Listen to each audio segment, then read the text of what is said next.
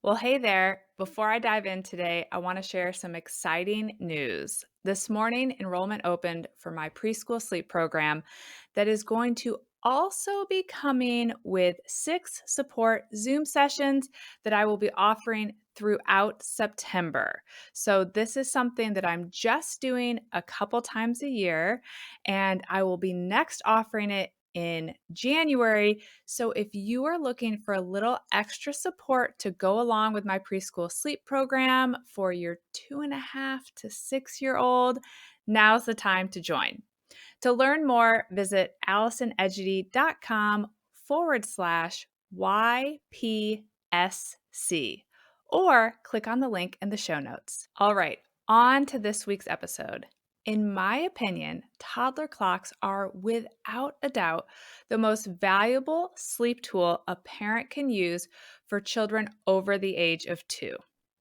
Today, I'm going to share the key to ensuring that one of these little clocks or light systems will become your best parenting hack.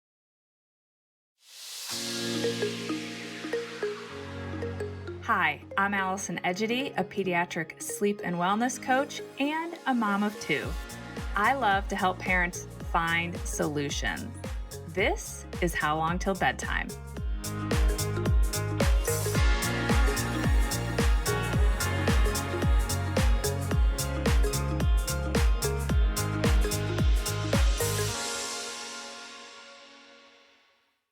In the event that you're not yet familiar with toddler clocks or light systems, I want to go ahead and start by quickly explaining what they are and how they are supposed to work. A toddler clock is really a light system that is supposed to help your child know when it's time to be in their bed and when it's okay to get up, leave the room, etc. You set the light to turn a specific color, often yellow or green, to let your child know when you'll be coming back to get them out of their crib or when it's okay for them to get out of their bed and leave their room. Some of these light systems also have a color like blue or red that can indicate when it's time to sleep, while others don't have any color at night and they just turn on to indicate when it's okay to get up. A little bit more on that later. So I always encourage all parents to introduce a toddler clock or one of these light systems. I'm going to kind of use those names interchangeably to their child when they turn 2, even if their child is an amazing sleeper.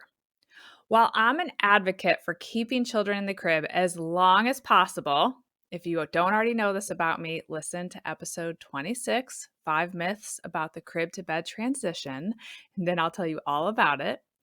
But while I advocate for keeping them in the crib, you really want to start preparing your child for that transition out of their crib long before it actually happens, ideally starting at the age of 2. If a child understands that a parent will come get them out of the bed when the light turns green for months or years before you switch them from the crib to the bed, it is so much easier for a child to understand that expectation of having a big kid bed. That expectation is that they stay in the bed until their light turns green. Ideally, it's like an old habit by the time you move them out of the crib and into that bed. Additionally, the light system can really provide comfort for these toddlers and preschoolers who are now able to have thoughts like, I'm awake. I wonder if it's time for me to get up. When they have a light system, they don't need to wonder if it's time to get up, and they don't need to call for you to figure out if it's time to get up. They can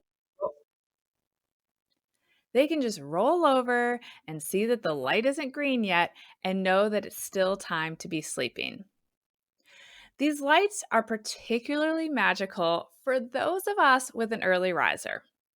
As many of you know, Addison was a 5:50 a.m. riser throughout her toddler and preschool years. But thanks to her toddler clock, she knew to lay in her bed and chill until the light switched on at 6:30 a.m. So it bought me an extra 30 to 40 minutes each morning. So, how do I recommend you introduce the clock to your child? And what is the key to ensuring that it, quote, works? If you have a child who hasn't yet turned 2 years old, I recommend giving it to them on their birthday as a birthday present. As I think most of you know, Ainsley, my second daughter, started sleeping through the night at 8 weeks. And other than a short bout with the 18-month sleep regression, she's been an amazing sleeper for her whole life. But you better believe I gifted a toddler clock to Ainsley for her second birthday, and she was thrilled to receive her big girl sleep light. When you give your child the clock, I want you to explain how it works. This is your big girl sleep light that you get now that you are 2 years old. This thing is so cool because it's going to turn green when it's time for you to wake up in the morning and when your nap time is over. When it turns green, that's how you're going to know that it's time for mom to come back in and get you out of your bed. If your child is already over the age of 2, you're going to go ahead and introduce with very similar language, just saying, now they're old enough to get this clock, which is really exciting. And here's how it's going to work. So, whether that's going to be that's when you come back to the crib, or that's when they can leave their room if they're already out of their crib. Then, as you're putting your child to bed each and every night, and before a nap, if they're still napping, I want you to remind them about the light. Okay, I want you to get lots of great sleep. I'll be back to get you up in the morning when the light turns green. And then each time you enter the room to get your child up in the morning or at the end of that nap, or if they're no longer in the crib, when they leave the room after the light has turned green, I want you to mention that the light turned green. Look, the light is green. That means it's time to get up. You stayed in your bed until the light turned green. Good job. You want to build them up that this is a good thing. And by repeating it every day, it's going to become the new habit and expectation. As your child is learning to understand the light, I recommend setting the light to turn on close to their natural wake time, but also within a reasonable wake window. So let me give you 2 examples. A reasonable wake window for most kids is going to be between 6 and 7 a.m. So if you have a child who's typically waking at, say, 6:30 a.m. right now, which is totally reasonable, go ahead and start by setting that clock at either 6:25 or 6:30 a.m. That way, we're going to get some really easy wins without having to work so hard, and your child's going to catch onto the clock very quickly. If, however, you have a child who's waking before 6 a.m., so kind of before my reasonable window, let's say 5:30 a.m., I typically recommend that you go ahead and set that light for 6 a.m. right out of the gate. We want to set expectations of what is reasonable for a wake up time. And then once your child understands and respects that light, which you're going to know because they're either going to be pointing to it when you come in the morning, if they're not super verbal, or they might say light or green, or if they're an older preschooler, they're going to acknowledge it in the morning. So once they are respecting the light and understand it, you can always start to bump it out a little bit. Like I said, Addison was waking at 5:50. We started with the light set at 6. Once she could wake up at 5:50 and stay calm until 6 without being agitated or calling for us, then we started to bump it out in 10-minute increments until we got to 6:30.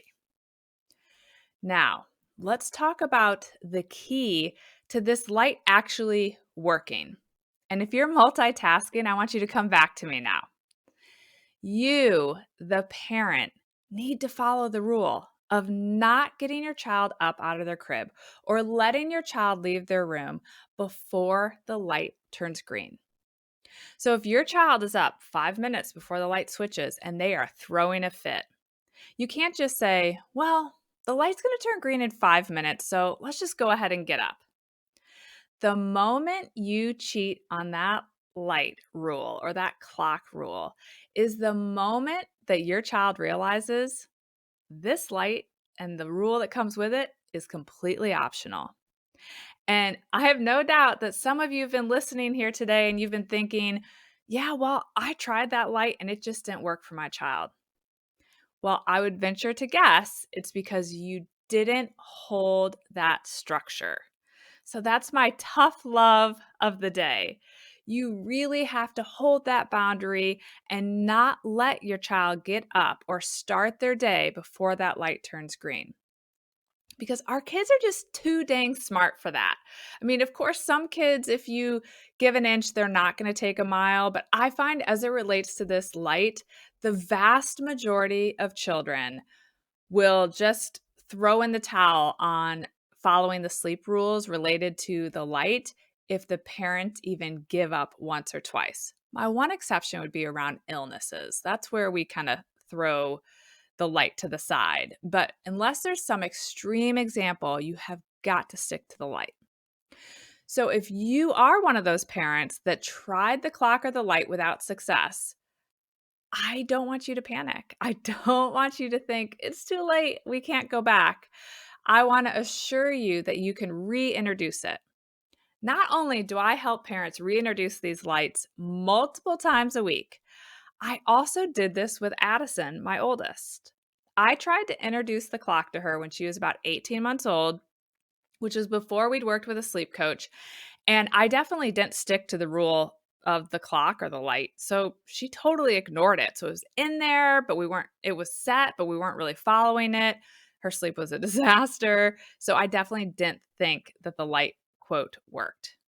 But when we did sleep training for that very last time when she was nearly 2 years old, we reintroduced the clock and we stuck to it. And it was a complete game changer. So if you're in that situation of having a clock or a light that isn't working, I just want you to acknowledge to your child that you know you tried using the light before and it didn't work. And I want you to tell them that it didn't work because neither of you followed the rule. But the good news is that starting tonight, everyone's going to follow the rule of the sleep light. That means that your child needs to stay in their bed until that light turns green. Then I want you to explain what's going to happen if your child calls for you or if they leave their room before the light turns green. There's where you really need to have a plan. And I want you to explain that plan. And then it's about sticking to that plan that you've shared with your child and seeing it through. So, whether you have a child over the age of 2 who is an amazing sleeper, or a 4-year-old who's waking you during the night or waking you at 5 a.m., I recommend that you introduce a toddler clock or light system ASAP. If your child is having sleep struggles, you do want to introduce that clock with a bit of a bigger plan around how you're going to respond if they don't follow that rule. Before I wrap up, I want to touch on which toddler light system I recommend and the settings I like. There are many toddler clocks and lights out there, and they can all work. So if you have one, I'm not trying to pressure you into buying a new one. In fact, my kids don't even have the one that I'm going to recommend because it didn't exist when I introduced the lights to them. And I do fall into the camp, if it ain't broke, don't fix it. So they still have their originals, although one is breaking, but it gets the job done still. So my favorite light system that I recommend to the families I work with now is the Hatch Baby. I'll link to it in the show notes. There are 2 different versions. I'll let you know kind of the big difference that you can think about as you consider which one you'd like to buy. And I really like this light system for a few reasons. First of all, you can control it from your phone. This gives you much more flexibility. So if your child is up 5 minutes early and they're throwing a fit and you're ready to pull the plug on this whole thing, you can switch the light from your phone without your child even knowing, and then you can allow them to get up and start the day when their light turned green. So it can make it easier to not cheat on the rule of the light, but still give you a little more flexibility. Second, it has different light options. So if possible, I always recommend having no light in the bedroom when your child is supposed to be sleeping.